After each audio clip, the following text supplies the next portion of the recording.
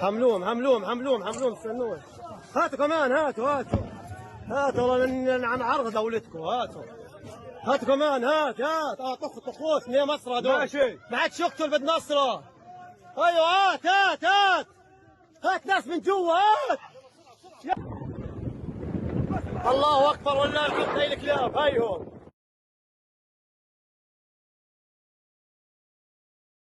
ايوه هاي قدام القسام اللي بتسود عليهم ولا كايهم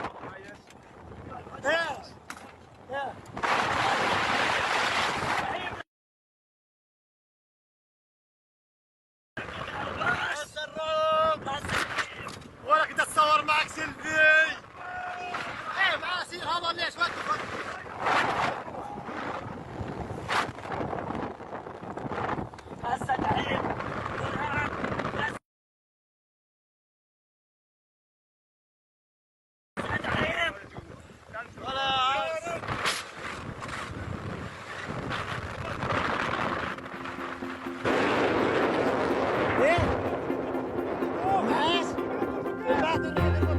That brutal scene you just saw, if you're watching on YouTube, and that you heard, was captured on video, proudly taken by Hamas on October 7th.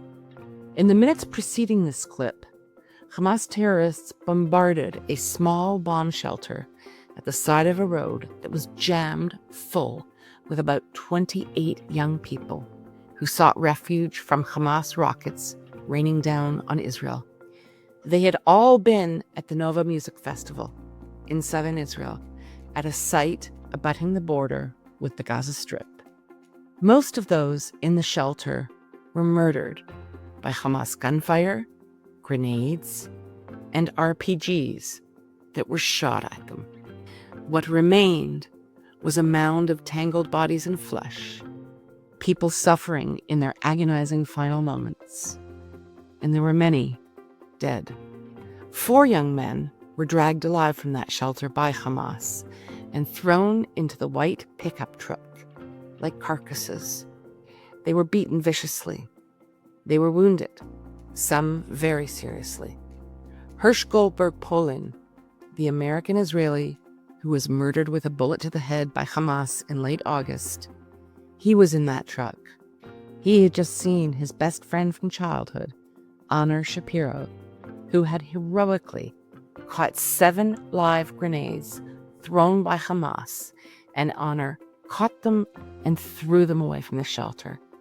It was the 8th grenade that exploded in his hand and ended his life. Hersh also caught a grenade, which blew off his dominant left arm. He somehow managed to tie a tourniquet tightly enough to staunch the blood flow. Hersh survived that carnage, only to suffer terribly and be executed 11 months later with a bullet to the head by Hamas savages deep in the tunnels. Also taken on October 7th from that shelter and thrown into the same white pickup truck were Eli Cohen, Or Levy, and Alon Ohel. Levy and Cohen were released in February, and for the first time since October 7th, they were able to provide Alon's family with detailed information about his condition. They had been held together in a Hamas tunnel dungeon, 40 meters below ground, shackled all the time, starved, beaten, tortured, together for an eternity. When Or and another hostage who was held with them, Eli Sharabi, were released, they left Alon. Speaking shortly after he had been freed, Eli Sharabi told of the immediate and intense bond he formed with Alon Ohel in captivity. When Sharabi was parting from his friend, who had become like a son, he said that Alon grabbed him and refused to let go until their guard tore him away. Alon was hysterical, and it took 15 minutes or so to calm him down. Sharabi recalls the pain of the moment, saying that Alon said he was happy for him. Alon was all alone in Hamas hell. Since his release, Eli Sharabi has kept the promise to Alon and to all of the hostages remaining in captivity. He has met with President Trump in the Oval Office, UK Prime Minister Keir Starmer, and countless others. His priority is to do everything possible to see his brothers in chains released alive. This is a short clip that we're going to show you now from a much longer interview that Sharabi did recently with the Israeli TV show Uvda. It's like the 60 Minutes of Israel, in which Sharabi speaks of the endless torment of Alon. And the piano sounds in the background that you hear as Sharabi speaks, that's a recording of Alon playing in much better times. Here's the clip with English subtitles. ולכן כל דקה שאנחנו יושבים פה עכשיו ומדברים, אלון נמצא שם 50 מטר מתחת לאדמה, מפוחד. ולא בטוח שיחזירו אותו. תחשבי עם מה הוא צריך לשרוד את היום, עם איזה תחושות. שהאחרים יצאו, שהחברים שלו יצאו, ואותו השאירו שם.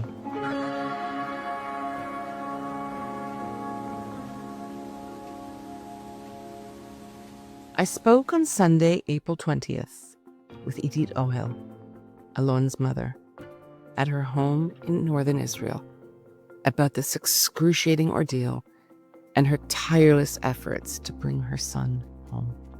I was, as you will see in a moment, at the tail end of my long visit to Toronto, Canada, my hometown.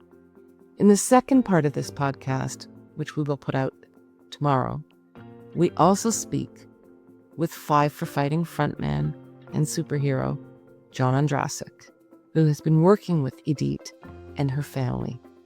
And they recently rewrote and performed Five for Fighting's post 9/11 mega hit, the song Superman.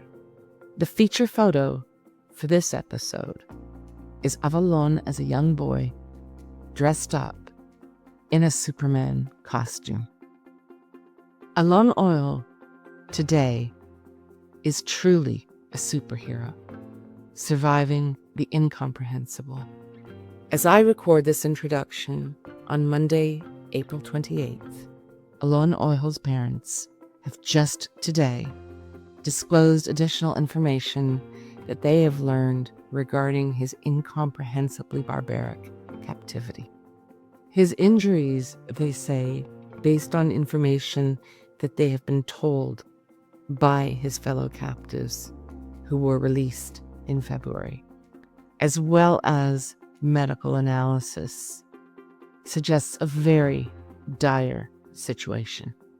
I quote his family speaking to the press. He lost sight in one eye, and we know that the other can be saved. He suffers from a serious head injury and shrapnel in his body. They added, he received disgraceful treatment from Hamas. A 19-year-old boy stitched him up with a needle and thread. In the interview today, we shine a light on Alon Ohel, his family, and Hamas barbarism. We have to do everything possible to bring him and all the hostages home now. I'm Vivian Berkovich, former Canadian ambassador to Israel. Stay with us. I'm in my hometown, Toronto, Ontario. It's Sunday, April 20th, and looking over the setup in a really great industrial space of the Nova Festival exhibition, which opens here in a couple of days. And I'm about also to interview Idit Ohel, whose son Alon went to the Nova Festival when he was 22 years old and was kidnapped and remains in Hamas hell, suffering terribly. Thank you so much for making time to speak today with the state of Tel Aviv. Deeply appreciated. And I know that your story there aren't words. Painful and agonizing to me don't really suffice. They're not adequate. And as a mother, my heart is as with you as I can be. Your son, Alon, tell us about your beautiful and talented and magnificent son. What happened to him on October 7th? He went off to a party. Yeah, when I think about Alon, he's there's so many things you can tell about him and how and who he is as a person. He's just a wonderful he's just a wonderful kid, thinking about others all the time. Yeah, he's very talented in music. And he's a pianist. He plays from the age of 9, so he's this is part really an important part of his life, music. But mostly he just loves life. He always smiles and just loves to be with around people and try new things and just um I think if you ask your friends, your friends will tell you that he is like the glue that brings them together. He's always there for them. He's always there for the family. And on the 6th of October, we were eating at my sister's house, having dinner, and we came back home. I knew that day that he was going to go to this party. We didn't know exactly where it was. I can't say that I knew that he was going to the Gaza Strip, to Re'im, but we did know that he was going to a party. He was talking to us about it, saying that he just got tickets in the last minute. And like a month and a half before the 7th of October, he came back from traveling all over Asia. So for him, going to this party was just to meet friends and come back to seeing people that he hasn't seen for a long time. We came back at home and he left at around 11, something like that, 11:30 at night. He usually plays the piano when he comes home before he leaves. And he did the same. He came, he was just a little bit playing, getting ready. And then he left. He left and he left the piano open. It's still open now for him until he returns. We have not closed the piano. And he left to the party with friends. He went to a village nearby, and then from there, a friend of his took his parents' car and they drove down to Reim. They got there around 5:30 in the morning, thinking we're gonna have fun. He got there, uh, getting things ready, and maybe a half an hour, 40 minutes to this party just getting started, rockets started to happen. And in the first, they were like, okay, what's going on? What's this? We should go, we should not. And I think they knew that something is wrong and they just went back to the car and started drive back home. But the police stopped them and told them they could not go through this road. So they made a U-turn and went all over to Ra'im bomb shelter to get cover from the missiles, from the rockets. They didn't think of anything else, obviously. I don't think anybody at that point knew that there were, you know, Hamas terrorists all over the Gaza Strip. They got into this car, to this bomb and shelter. They came in later. More and more people came into this bomb shelter. About at the end of it, there were like about 20, not about, it was exactly 27 people at that bomb shelter. That bomb shelter, it was horrific. It was just the Hamas comes in, throwing grenades, shooting, RPGs, the whole works, everything. And they have no weapons. They have nothing. Trying to survive by just holding on. Alon called the police. The police tells them that they cannot come through. They cannot come and help them, and they have to do what they can. I think it was just very hard. It was very hard.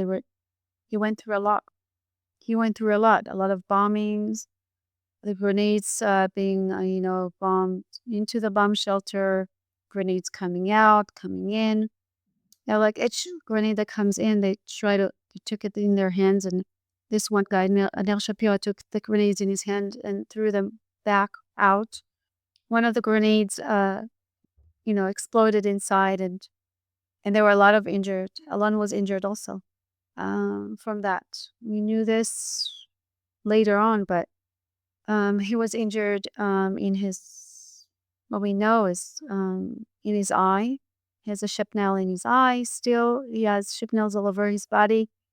And he was, when he was kidnapped after the, the grenades, was exploded inside, the Hamas comes and takes 3 others with him. And that was, sorry to interrupt you, but those 3, it was Hirsch Goldberg, Or Levy, And Alon, and Elia Yep. Cohen. And of those 3, Hirsch, we know, was murdered on August 31st or the day before. And Elia and Or Levy were released. So it was the 3 individuals, the 3 other men who were with your son on that day and taken in that white pickup truck that we've seen the footage of. Yeah, So Elia okay. and Or came back like 2.5 months ago in February, not March, February. And sadly, Hirsch Goldenberg Pauline was murdered in captivity. Before Elia and Or returned, had you received any signs of life of Alon between October 7th and their release? I knew that Alon was taken hostage alive. We saw the footage, and there was no disagreeing about this the whole time. So for me, I knew that he was taken alive. I didn't know where he was, what his situation, but I knew, and I felt it. I knew that he's alive. I knew that, but I think when But there were Eli Sharabi, no Hamas videos. There were no messages. I know that some family received private messages. no, So you were, in the dark, so to speak, all of that Mhm. time with respect to specifics, Mhm. right? Of course, yeah. So when Eli Sharabi and Or Levy came out, it was shocking because they were malnourished, and they looked bad, and I knew that Alon was with Or, and then later with Eli, and it was terrible to see it. And knowing, and then they, about Alon's injuries, his eyes, that he's blind in one eye, and that he was being starved, and that he was bound in shackles and in chains in his legs, and that he could not move the whole time, and that he was in the tunnels 40 meters under the ground for the whole time. So it was very hard to understand that that his captivity is very unhumane, that he was going and still going through this. Before, we were in captivity, we saw some people coming out, and okay, they were a little bit, they had their share of the captivity and troubles, whatever. But after Eli and Or came out, and Eli, obviously, then we knew that it was hard. It was not like the others. Alon's captivity is brutal.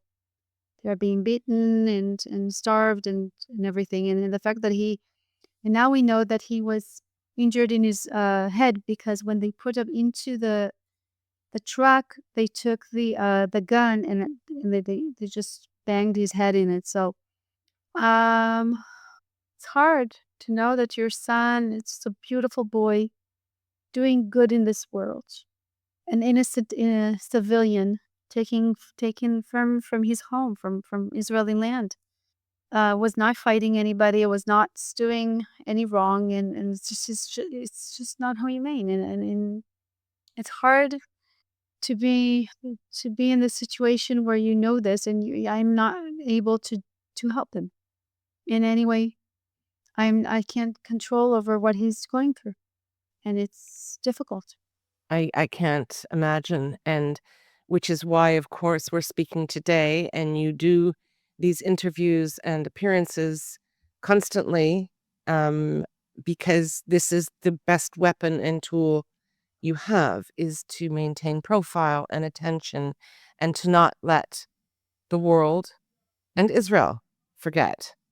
When and Eli Sharabi and Elia Cohen came out, I'm sure that you've spoken with them privately.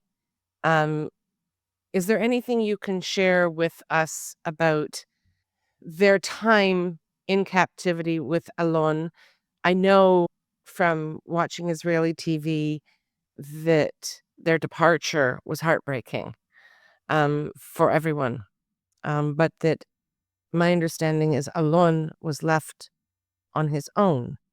Mm-hmm. And these people had been everything for him, his family, his lifeline, his comfort. And then suddenly they're taken. What can you share with us about what you know from your interactions with those who were held with him? Everyone comes from like different backgrounds, but they had to be in captivity together and they had to find a way to survive. And each one had their own way of surviving and trying to help each other in some way.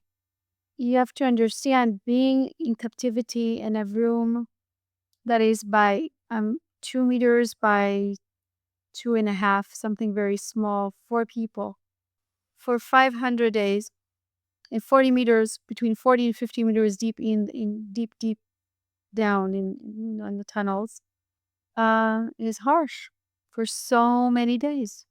So these are the people that you see every day.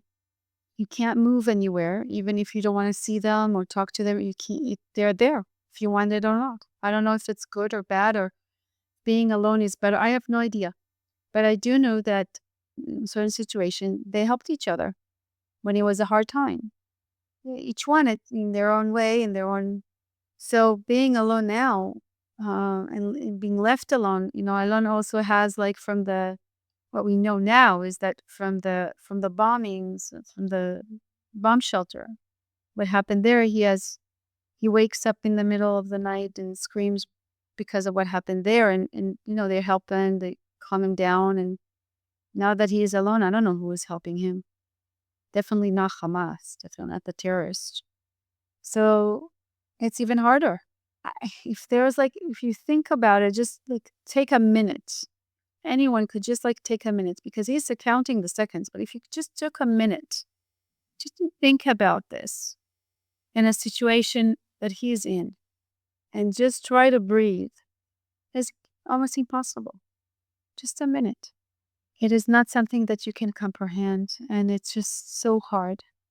And the fact that I have no control over it is just sometimes for me, it's very hard just to breathe.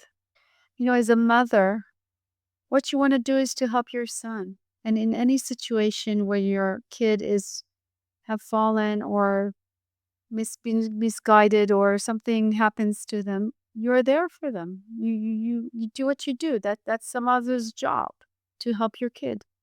For me, it's just was always, if Alon calls me, I ask him, and I feel that he is a little bit, has a hard time with something. So I just talk to him, or if he needs something, I'm there. Always. And in this situation, you're like in the dark. I don't know exactly how I can help him.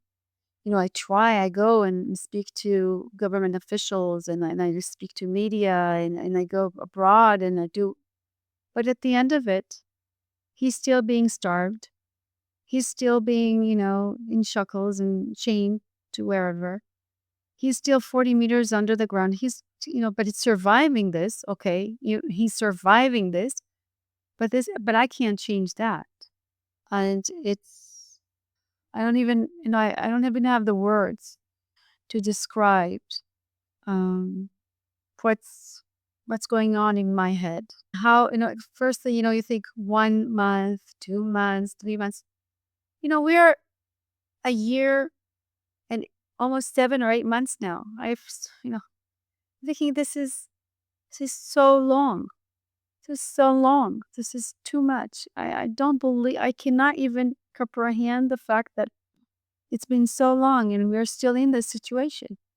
And I get tired sometimes as I work constantly at it. I don't work in my other job that I did before. What I do is just fight for him because he's crying. He's screaming.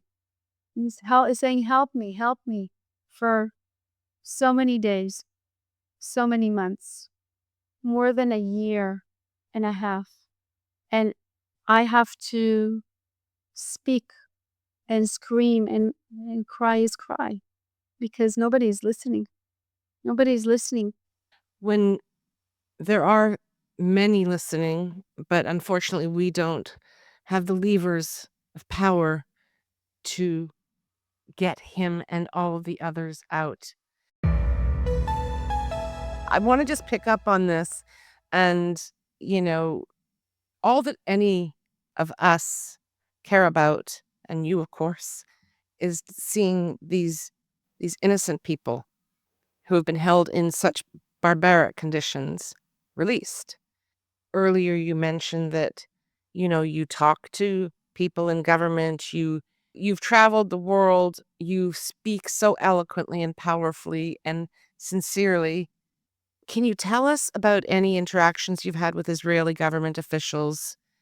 Because I think that many of us share your sort of disbelief, horror, shock, not just, of course, that this happened on October 7th, but that we find ourselves in this indescribable situation, incomprehensible, so long after. And what, if anything, can you share with us about your interactions with government officials and the fact that this nightmare just never seems to end? I meet them and I ask for one thing now. I'm asking that Alon, as being injured, will get medical attention outside of Gaza. And as a, you know, there's like many humanitarian, I don't know if it's food or blankets or whatever, or medicine getting into Gaza from different countries, opening the gates and saying that, how does that work? They're getting whatever, and Alon is not getting any medical attention. So we're asking, and we request that uh, the removal of injured and abductees for medical treatment outside Gaza as a condition of any agreement with Hamas, or any, not just agreement with Hamas, with not getting into, with any conditions of getting into medical attention to the Palestinian people. One of the issues that is being discussed and is very painful is that there's a selection in effect going on. Somebody is selecting who remains and who is released. Hamas did not choose this guy and not that guy. No, they choose, okay, this guy first and this guy last. But they did not. They took the woman first, and Right. then the elderly the second, and then the other ones that are have like some kind of medical, humanitarian, medical, whatever. The 33 that went out. Yeah. I'm not talking about the woman and the elderly. Okay, all the others. Oh, the whole 33, whatever. The list was a year before. It was not like a week or 2 weeks before. Okay, we need these people to go out. They had the list before, and they ran with it, and they didn't even ask questions about who is that or this. And no, we didn't know anything about Alon, about his injury, that he's blind, that he's. We know this. Okay, so if we knew this before, maybe he would also be on the list. I don't know. We didn't know this. Was the list put together by Israel? As best do you know? Oh who yeah, put- yeah, sure. It was an Israeli. Okay.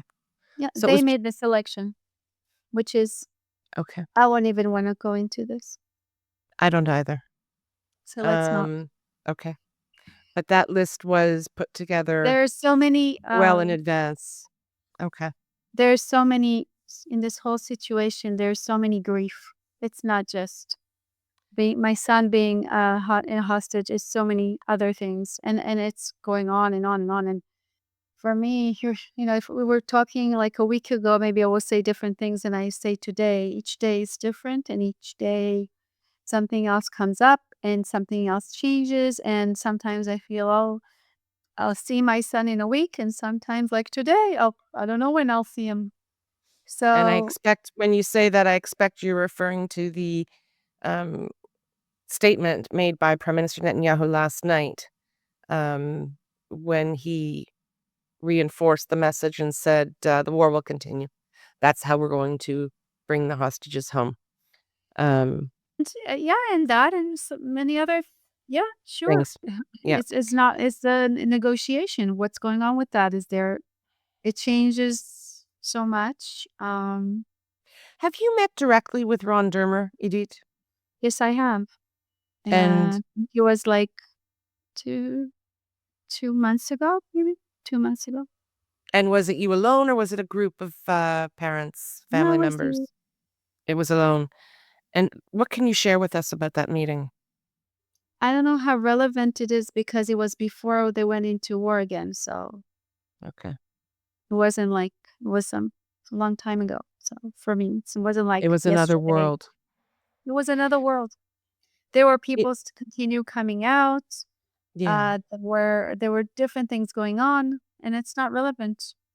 What he said, what's now, it changes. Or that's what I said. Things change so much that one thing they tell us at a certain point is not relevant when a week later. So I the only glimmer of light, if I can put it that way, that I've learned of with respect to your son's captivity, and I don't recall which of the released individuals shared this, but it was that he would lie with his eyes closed and play piano with his fingers on his chest, which is very touching, very beautiful, also deeply, deeply sad. Um, but at least it indicates that I think the soul, the young man you have nurtured and loved and know is there. that is true. I always thought the moment that he was kidnapped, I said to myself, if he's playing in his head music and if he's like doing what he always does at home and stuff, then he's okay. And I knew that he was doing this. I felt it before I even knew that he was actually doing it. I think it's something that helps him. It helped him all his life throughout different things that he, as a teenager and then whatever. So I knowing that have a he's very musical child too. One of my daughters is in her, it's just so in her soul.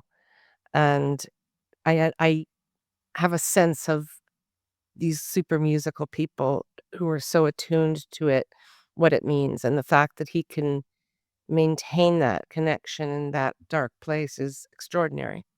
And I would hope of some sense of not comfort, but something on yeah. the positive side for you. Um, Idit, I just want to cover a few other things with you, if that's okay. Alon is one of a sibling group. How many children do you have, and where does he fit in the order? So he's my oldest. He's 24, turned 24, kidnapped 22, turned 24 this February. I have another son, Alon's brother. He's 21, and a sister. Alon has a sister. She's 15. So I have three. And I know from having spoken to many other hostage families, um, many of whom their loved ones have returned, but before they did, how challenging it is being a mother or a parent and being available for your other children, which you have to be. How do you how do you empower yourself every day? You've got to get up and you've got to do what you've got to do and be there for your children. And I'm wondering also, how are they coping? It's very hard. We don't live in Tel Aviv. We live in Lavon, which is in the north. So everything happens in Tel Aviv. So commuting is like fab. If I commute the same day, it's like 5.5 hours just commute.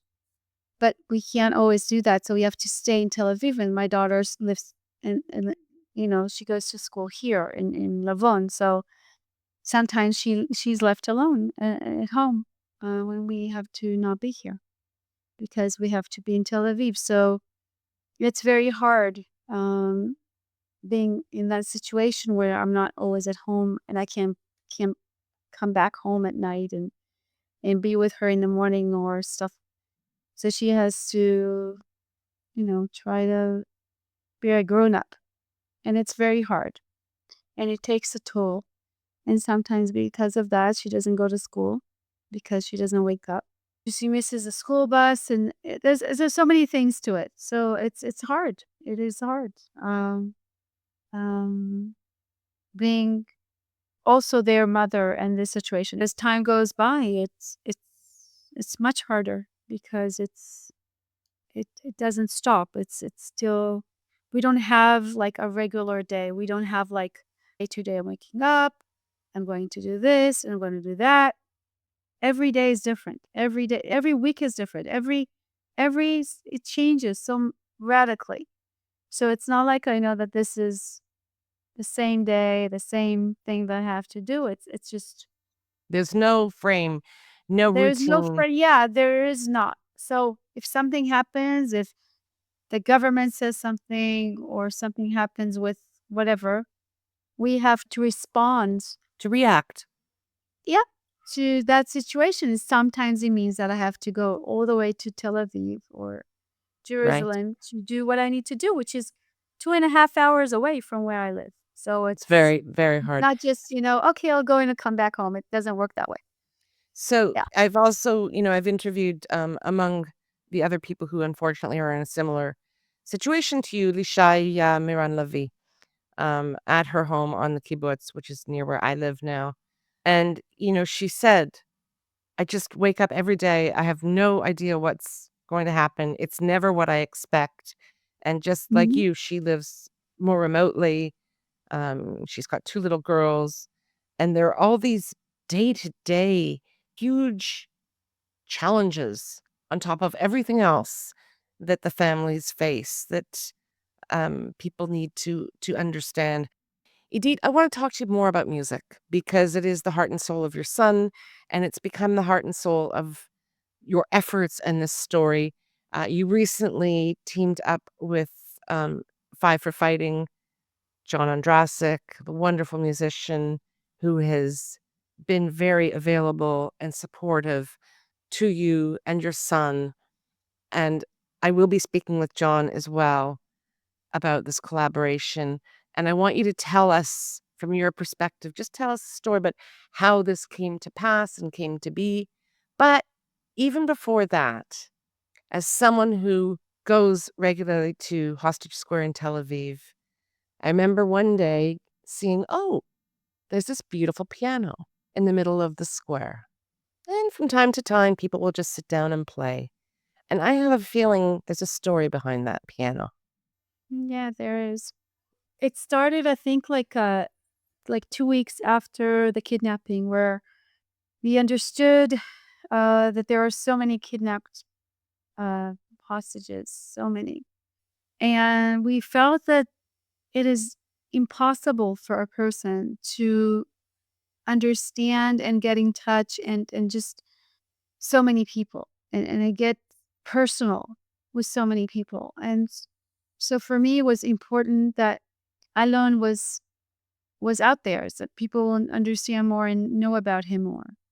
Um, and because Alon is a pianist and music is part of him, a very big part of him, we brought this piano to the square. And the first piano we brought, it was like it was, we put, I painted it yellow part of it. Like there's like a light um, on the piano. There was actual a light on, and it was like yellow, and it said, "Alone, you're not alone." And the piano was like, it gave something. So it was important for me to have like this installation that people come and take part of. It wasn't just come and look at it. It's to be part of, because I wanted people to give. I wanted people to come and give from themselves to somebody else. And when you come and you play as a pianist, or just a person who wants to play and comes and plays for Alon, he is giving something from himself to somebody else.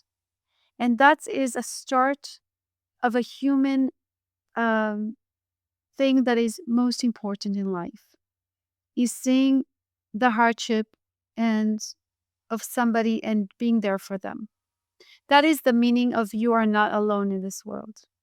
Is being is knowing that you don't live on this planet by yourself. You don't live in like some kind of island, or closing your house and you don't see anybody. You're part of a community, you're part of a city, you're part of something. And when there's somebody in hardship and when somebody needs help, you should be there for them. And giving is part of it. And another thing that was important for me with this installation is that we'll bring people together, because that is a strength. If we are united, then nothing can hurt us, and then we're strong. And I felt that it was important. So the wonderful thing about the piano is because it is um, it's not in a home, it's outside in a public space. When you hear music, you come and you listen. So many people come from like different part of Israel, different part of the Israeli society. You have some religious people, some are not, some uh, from different groups, and they all come together to listen and be there for one reason only: for the hostages, for Alon, and that is unity. So when you have giving and unity together, it is something that is wonderful. It gives people hope, but in that same time, it sends all this love to Alon. So anyone who comes and plays for him, he's sending him something. He's sending him strength and knowing that he is not alone, that we're with him. So that's how it started. Now in Israel, there's like around like 40 pianos all over Israel and all over the world. There's in Toronto, there's one. I'll find out where. Yes, you will. And there's in America, there's different places also. But the point is that I think that John came to Israel and he came and he played at Alon's piano. So he knew about that. And then like a month ago, there was Purim, and Alon, and they asked me to send like a picture of Alon in a costume. And I sent when he was in a Superman costume. And then a friend of mine, and then like a friend from the States said, "Oh, let's do something. Let's do something about to make like more advocation about about Alon and about the hostages." And then they said, "Okay, I know this guy, and he was this musician, and he was in Israel. He was playing, and he's doing many advocations for the hostages, and he has a song called Superman." And we're like, "Okay, send me. I want to hear this song." And from that, we had the people. I say by people, the people that I touch with, and they helped me through this whole thing in the States. Got in touch with him, and we started doing this. And Ronen, Alon's brother, he plays the guitar, but he plays the piano from the 7th of October when Alon's, to make sure that the piano is okay and it's like hot, that Keep it he's not warm. feeling, yeah, keep it warm, right? So he learned the playing it. He learned to play it, and then we went to the square and Alon's friends, and we started playing. And they came and they did this video, from there it got where it is today. And I think it's so wonderful because it talks about giving to someone else. Because John is doing a wonderful thing. He is, he's not Jewish. When he cares about people and humanity. what's right and what's wrong. And he wants to change this world. He wants to do something about it. And music, as I see it, and as John sees it, music is something that brings people together. And sometimes when you don't understand things, the music makes sense. And people who don't hear or don't listen to, let's say, I don't know, the news or whatever, when they hear a song and then through that song and through that, they hear something new and they understand what's going on and they will ask about it and they will try to find out. You will make sure that people not just don't forget what's happening, will do something to make sure that Alon and all the other hostages come home. I always say, this is we, the people, the citizens. This is on us.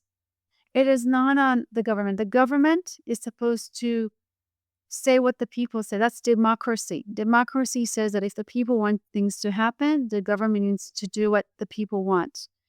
And we should not forget about that. So we, the people, need to go out there and say our word and make sure that this is what's happening. And part of it is by doing so many things for that, like songs and like protest and so many other things. John Ondrasik is an extraordinary human being. Lovely man. You know him. I've gotten to know him. And if only there were more Johns, because he is a superhero. I think he said something. He said he was out there and he said, in one of the, I think, interviews that was with him, he said, I won, but there's so many others, so many other musicians. They're quiet. Yes. Why are you quiet? Come and help. And I say to that, it takes a big person to come out and do something for the world, for humanity. And sometimes, and I am sure of it, that John, some people may be not liking what he's doing. And they may have maybe said, I don't know what, but he says, I don't care because this is right. This is how we as people should act. And even if he gets maybe critical, I don't Yeah. know. No, he's been Even- criticized and Yeah. privately and publicly, but he's Yeah. a man of principle and Yeah. and Yeah. honor Yeah. and decency. So Yeah. Idit, I wanted to ask you as we wrap up, because we know from those who have returned that so many heard about the demonstrations in support of the hostages that have been taking place in Israel since October 7th, that they were strengthened by it, knowing that people were in the streets and advocating and trying to do whatever they could to bring about their release. Do you know if Alon is aware of the efforts? mm, Alon's captivity, as I said before, it's very hard. And they don't watch, they don't tell him anything. They don't watch TV. They don't hear radio. They don't know anything. They didn't know. When Eli Sharabi came out, he didn't know that his whole family was murdered. Oh, didn't know that his wife was murdered. They didn't know this. So they're in the dark. They have no idea. They didn't know. And Alon also, because he's still there, he doesn't know that we're doing all the things we're doing. He doesn't know about the pianos. He doesn't the yellow pianos. He doesn't know about anything. He knows that we're doing something for him because he feels it, because he would say, okay, of course my parents are fighting for me, right? Because that's elementary. But um but I don't think, but he does not know exactly what's happening here. Um, which is sad because for some hostages that came home, it helped them, Absolutely. knowing that this is happening, and he does not know this, which is sad. But when I said he was in a very harsh, very hard, very unhumane captivity, this is part of it. It is not the same for others who came out. It is different. Eli Sharabi, Orlev, and Alon, they've gone through terrible, terrible. It's just, and he is still, it's not the same. So that is also a difficult thing to understand. That it's hard. And I wish that this will be over very soon and that people will do something about it. There's so many things that you can do. Make more songs, send it, pray for the hostages to return, for Alon to return. And also talk to your government officials in every country that you're in. It's in America, it's Canada, it's everywhere. And saying, hey, this is wrong. We have to do something about it. Stop even giving money to, stop letting, different, people come in and give medical attention to Palestinian people, even the Red Cross. The Red Cross has never seen any of the hostages ever. Instead, the one time when they come out and they take them from like a bus ride from one place to the, that is the only time. And I think, why are they alive? Why do they exist? The Red Cross, if Alon is not getting any medical attention, and this is something that pressure from Canada, United States, Germany, everything, everywhere, every country should say. This is elementary. You have to do something about it. You have to. So there's so many things you can do, and just doing something is much as important, and not doing anything at all. So don't. No. I share your view. I hope profoundly that in the very, very near future, you have your son home and can begin to help him revive and come back to life. And I wish only good things for you, your family, for Alon, of course, and for all of the other hostages. And what little I can do to bring attention to this crisis, this terrible crisis. I want to say one thing. I hope it will go on. This is for all. This is for all the artists, musicians, singers, everyone in this world. The next time, that is what I'm asking. Just one thing. The next time you go on and you sing and you play, just a minute before you do it, stop, close your eyes, think about my son,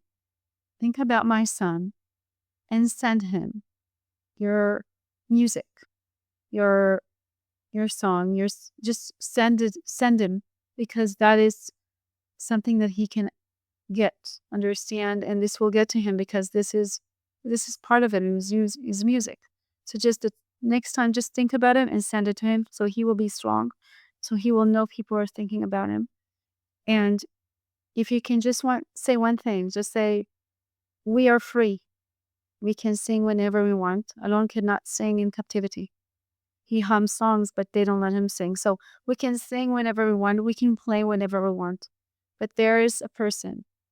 His name is Alon Ohel, and he's 40 meters under the ground in tunnels for so many days and so many months and more than a year and a half. Cannot.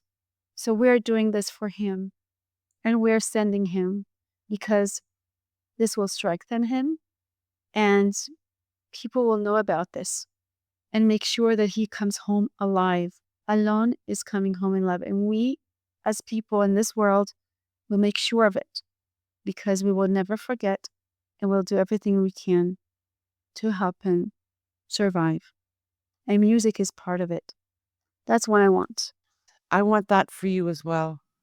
Thank you so much for opening your heart and sharing this with State of Tel Aviv, with me, and with all of our listeners and viewers.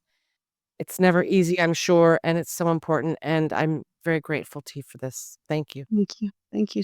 I've just finished my interview with Idit Ohel. It is so challenging to see and feel the boundless pain and agony of a mother, hostage family members, in this case, Idit, doing everything she feels she can and must to bring her son Alon home. And let's hope he does come home soon. Tomorrow, we bring you part 2 of this podcast, when I speak with firefighting frontman John Ondrasik, who has been an unwavering advocate for the hostages and their families. And he recently collaborated with Idit Ohel and her family, as you just heard her discuss. I caught up with John. I was in Israel as he drove through the heartland of Kansas to his next gig. It's a fascinating discussion, and he's a great guy. And John Ondrasik, as always, does not hold back. We speak about Alon, his family, his suffering. We also get into the recent Coachella Music Festival, where several performers, but most notoriously the Irish band Kneecap, used the platform to express support for Palestine and Hamas in some cases. Kneecap, in particular, has a long record of expressing strong support for Hezbollah, Hamas, and who knows, maybe they're even fans of the Taliban. John and I discuss his musical collaboration with Idit and Idit Ohel, Alon's younger brother, the power of music, and his commitment to humanity. As he puts it, it's not complicated. Thanks, as always, for being here. See you tomorrow. We love hearing from you, so please comment on our website, stateoftelaviv.com, or send us a note to hello@stateoftelaviv.com.